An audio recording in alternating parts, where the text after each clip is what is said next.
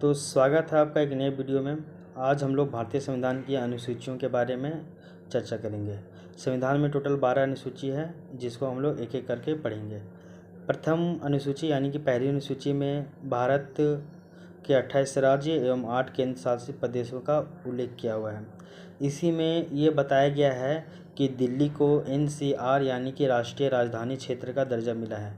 तो सवाल उठता है कब मिला है, तो ये मिला है आपका 69वें संविधान संशोधन के तहत मिला है। दूसरी अनुसूची में आपके राष्ट्रपति, राज्यपाल, लोकसभा के अध्यक्ष, उपाध्यक्ष, राज्यसभा के सभापति एवं उपसभापति, विधानसभा के अध्यक्ष, उपाध्यक्ष और विधान परिषद के सभापति, उपसभापति, इन सभी का वेतन, भत्ते और पेंशन का जिक्र किया गया है दूसरी अनुसूची में। आइए संविधान के तीसरी अनुसूची में क्या कहा गया है, तो इसमें सभी जो ऊपर के भी जो मंत्रियों का जिक्र किए हैं, उन सभी मंत्रियों का शपथ यानी कि ओथ के बारे में चर्चा किया गया है। संविधान की चौथी अनुसूची में जो राज्य है और जो आपके केंद्र शासित प्रदेश है, उन सभी का राज्यसभा में किस तरह से प्रतिनिधित्व दिया गया है, रिप्रेजेंटेटिव, उसकी बात की गई है। पाँचवीं अनुसूची में आपका अनुसूचित क्षेत्र और अनुसूचित जनजाति यानी कि शेड्यूल ट्राइब्स ST, इन दोनों के प्रशासन और नियंत्रण का उल्लेख किया गया है। संविधान के छठी अनुसूची में असम, मेघालय, त्रिपुरा और मिजोरम राज्य के जो जनजातीय क्षेत्र हैं, उनके प्रशासन के बारे में प्रावधान किया गया है।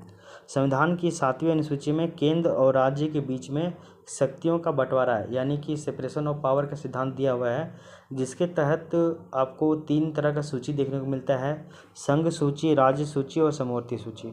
इसमें केवल ये याद रखिएगा कि संघ सूची में पहले 97 विषय थे, अभी 100 विषय हैं।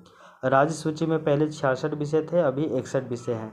और वहीं समवर्ती सूची में पहले 47 विषय थे और अभी 52 विषय हैं। बस इतना याद रखिएगा। उसके बाद देखिए 8वीं अनुसूची संविधान की, इसके तहत इसमें ये उल्लेख किया गया है कि भारत में जो 22 भाषा है, तो इसमें 22 भाषाओं का उल्लेख किया हुआ है। मूल रूप से जब संविधान बना था तो उस समय 8वीं अनुसूची में मात्र 14 भाषाएँ थी। इसमें से कई सारे भाषाएं यानी कि 8 भाषा बाहर से ऐड किया गया है। कब कब ऐड हुआ याद रखिएगा। 21वां संविधान संशोधन 1992 में सिंधी को ऐड किए। 71वां संविधान संशोधन 2003 में कोंकणी, मणिपुरी और नेपाली 3 को ऐड किए। और वहीं आपका 52वां नंबर का जो संविधान संशोधन हुआ था, है ना, उसके तहत यहाँ पे मैथिली, संथाली, डोगरी और बोडो को 8वीं अनुसूची में ऐड किया गया था। तो पहला 21वां संविधान संशोधन में 1, 71वां संविधान संशोधन में 3 और 52वां नंबर का संविधान संशोधन में 4 भाषा को ऐड किया। संविधान की 9वीं अनुसूची, इसमें ये चीज़ याद रखिएगा कि जो संविधान का जो प्रथम संविधान संशोधन हुआ था ना संविधान में 1951 में, इसके तहत 9वीं अनुसूची को ऐड किया गया। और इसमें एक ही चीज़ याद रखिएगा कि अगर संविधान का कोई भी विषय अगर 9वीं अनुसूची में डाल दिए तो उसको आप न्यायालय में नहीं उसको चुनौती दे सकते हैं। ये चीज़ और याद रखिएगा इसमें कि अभी तक ये मान्यता था कि इसको न्यायालय में चुनौती तो नहीं दे सकते हैं, बट जनवरी 2007 में सुप्रीम कोर्ट का जो जज है वो ये चीज़ कहा है, सुप्रीम कोर्ट खुद ये बात बताया है कि अगर कोई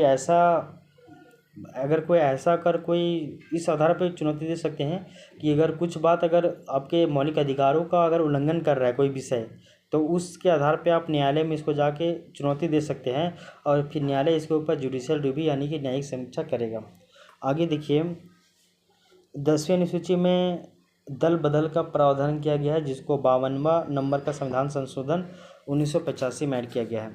आगे देखिए 11वीं अनुसूची में संविधान को 11वीं अनुसूची को 73वें संविधान संशोधन 1993 में ऐड किया गया, जिसके तहत पंचायती राज जो संस्था है उसको काम करने के लिए 29 विषय प्रदान किए गए। आगे देखिए 12वीं अनुसूची, इसको 74वें संविधान संशोधन 1993 के तहत ऐड किया गया और इसमें ये प्रावधान किया गया कि शहरी क्षेत्र की जो स्थानीय स्वशासन है उसको काम करने के लिए 18 विषय प्रदान किए गए।